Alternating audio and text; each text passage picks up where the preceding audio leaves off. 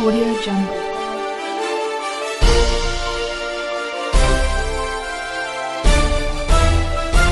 Audio Jungle. नमस्कार, सत्यजी मिश्रा के साथ मैं हूं मोनेश कुमार जैन और आप देख रहे हैं SM न्यूज। मध्य प्रदेश के धार जिले की कुक्षी तहसील के ग्राम कोंडा में ग्राम वासियों ने दो जुड़वा बेटियों की गाजे बाजे के साथ की अगवानी। देखे पूरी खबर। बेटे ही वंश को आगे बढ़ाते हैं तथा उनके जन्म पर ही खुशियां मनाई जाती है। ऐसी मानसिकता वाले लोगों के लिए ग्राम कोंडा में रहने वाला भायल परिवार एक आदर्श व नई सोच रखने वाला परिवार के रूप में सामने आया। परिवार के लोगों ने दो जुड़वा बेटियों के जन्म पर नगर में जुलूस निकाला। इस दौरान दोनों बच्चों व मां को बग्गी में बिठाकर जुलूस निकाला गया। इस दौरान बग्गी के आगे आगे परिवार सहित समाज के लोग पूरे जुलूस में नाचते गाते चले।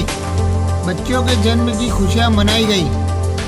4 माह बाद आई बहू ग्राम कोंडा के रहने वाले मयूर भायल की पत्नी अपने पिता के घर ग्राम दोगावा चली गई थी। यहाँ पर भायल परिवार में गणेश चतुर्थी को दो जुड़वा बेटियों ने जन्म लिया।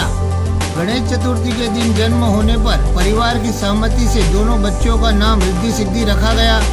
इसके बाद घर की बहू 4 माह बाद बेटियों को लेकर पुनः ससुराल लौटी, जिसके बाद परिवार के लोगों ने नाना के घर से बेटियों का दादा के घर आने तक का स्वागत बड़े ही धूमधाम से किया।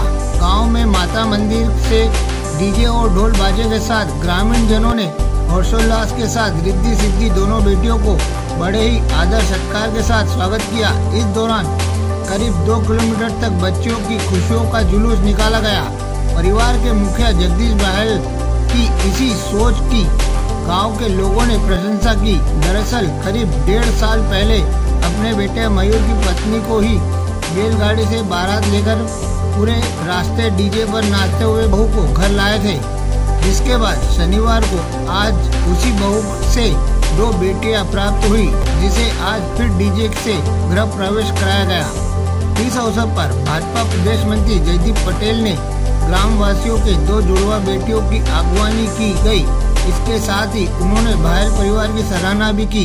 भैया, मैं असल में तो जो बेटी को अभिशाप मानते हैं लोग, उनको आज के इस कार्यक्रम के माध्यम से उनको एक संदेश देना चाहता हूं कि बेटी अभिशाप नहीं होती है, बेटी भविष्य है। बेटा तो एक घर को तारता है और बेटियां 2 घर को तारती है। बिना बेटी के मेरी बेटी नहीं थी और मैंने जो बेटी का अभाव जो मैंने भोगा है, मेरी मनसा थी कि भगवान मुझे पहले बेटी दे, और विधाता ने मेरी ऐसी सुनी कि गणेश जी जिस दिन विराजे उस दिन रिद्धि सिद्धि दोनों का आगमन भगवान ने मुझे मेरे घर किया और मैं उससे बहुत खुश हूँ।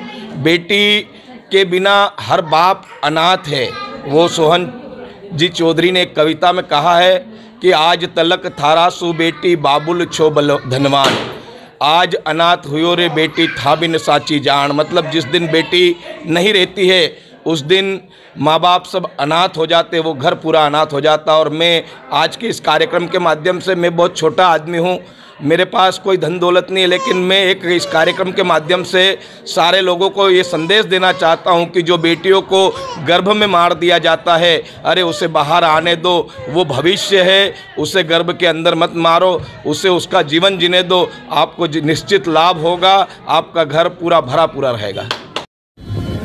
भैया, आज आप जो कार्यक्रम में सम्मिलित हुए हैं, क्या कार्यक्रम था? आज कार्यक्रम 2 बेटी का जन्म हुआ था, उसका बेटी के सम्मान में उनके घर ले जा रहे हैं। और निश्चित रूप से मैं उन परिवार को बधाई देता हूं कि उन्होंने बेटी का सम्मान करके आज उनकी जो बेटी है उनका घर पे ले जाने का कार्यक्रम रखा गया। उसमें कोंडा के परिवार को, जगदीश भाई के परिवार को बहुत बहुत धन्यवाद देता हूँ।